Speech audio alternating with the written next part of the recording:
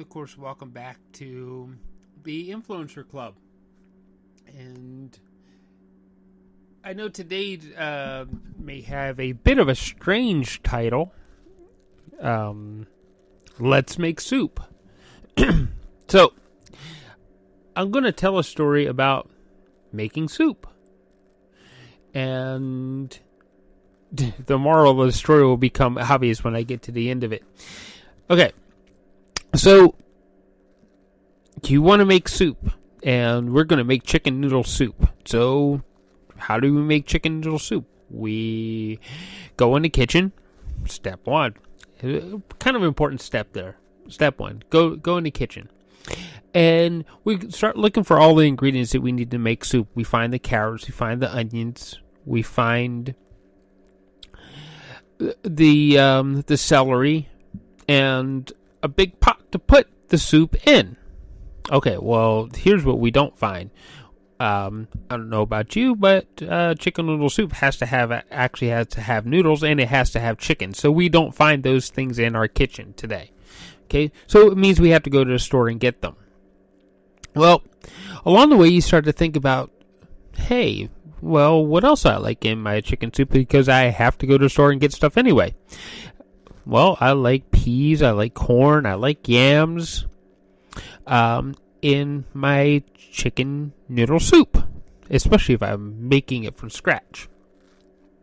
Okay, so we have to go to the store, we have to get all those things. So we rush off, we find our wallet because we need a method of payment. And we also need the car keys to drive to the store. Okay. Got the wallet. Wallet has $100 in it. And the $100 will start to become interesting in a little bit.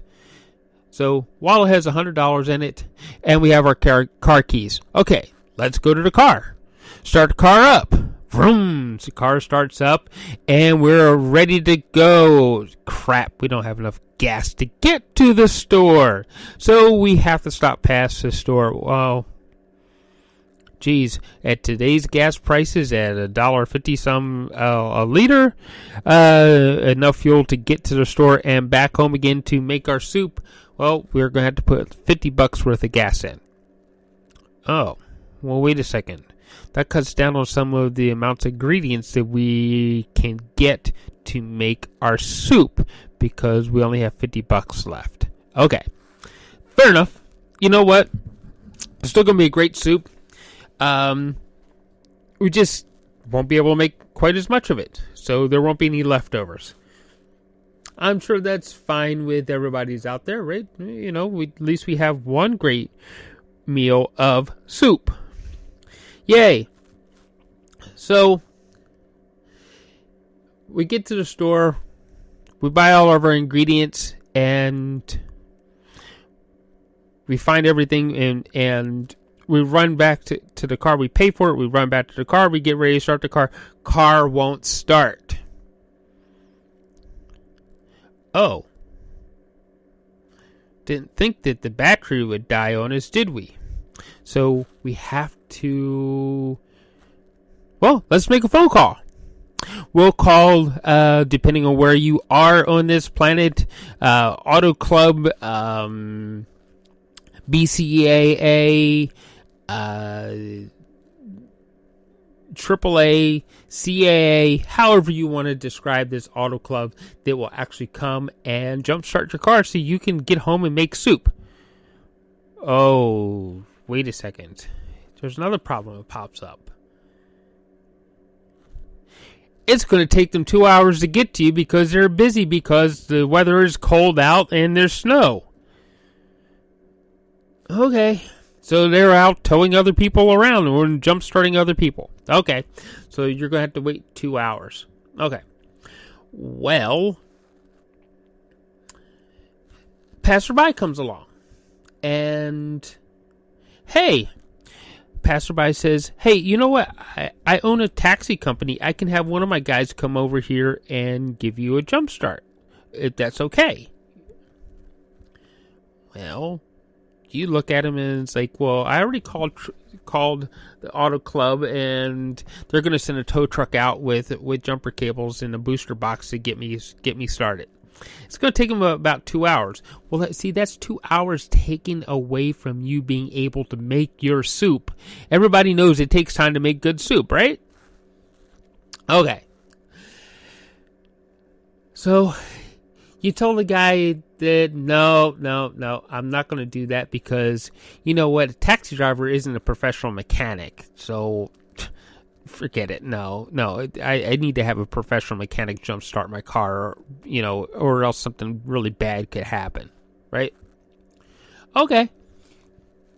Well, another passerby comes along, and she says, hey, can I give you a hand with your car? Maybe I can help you jumpstart it. And you're like, no, I already called. I want to get a professional to actually get this thing going. And you passed her by. Well, what you didn't know was that she is a professional mechanic and she owns her own shop that is right up the street. But you turned her away because she didn't look professional to you. She didn't look like the professional mechanic. You let her go. Okay, so 2 hours turns into 4 hours and you finally get your car started because the tow truck from the Auto Club, AAA, CAA, BCA, however you want to call it, finally shows up. You get going. Well, now you hit traffic. Long story short, you get back too late to even start boiling the water to start cooking the chicken for the soup to begin with. Here's the moral of the story. Had you took help from another direction that just happened to pass by you, would you have been eating soup that night for supper along with your family? Instead, you're sending out for cheese and crackers or something. Okay. Do we all see the problem here? That because we were looking for help to come from that professional mechanic that had to come with greasy fingernails in a specific truck with coveralls on and steel toe boots, that was the only way help was going to come to us, that we didn't have soup that night.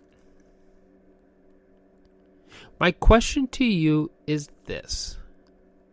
You heard the story about the soup, but where else in your life and in your business are you looking for that specific looking thing when there's something else that could help you get the job done, get it done faster and more efficiently than you thought the first time around, and for maybe a lower cost? Because the taxi driver, here whereabouts I'm broadcasting from, if you call a taxi driver for a jump start, it only costs you $20. If you get it from a tow truck driver, it costs you $65. The lady who passed by was probably just going to jumpstart your car for free. Well, again, where does this show up in your life? Where does it show up that you could have got help with something, or maybe you're not asking for help with those problems in your business, and then projects go sideways? Or the customer is like, yeah, I guess it works, sort of thing, but they're not blown out of their socks when you could be blowing these people out of their socks with how well your product actually worked for them, because you got help from all directions. We need to open up our eyes and our ears and our hearts to doing business with people who are going to help us get it done and get it done efficiently. So, word of advice, stop looking for advice and help from specific places because that's what looked good to you, and see who around you can actually help. So that's the moral of this story is be willing to look for help from any place that could actually help you get the job done. And don't figure that if they didn't come from a certain direction that the help is no good. So with that, we will talk to you tomorrow after you're getting ready to wrap up and go home for the night from work. And have a good night, and we'll see you tomorrow. All right, bye for now.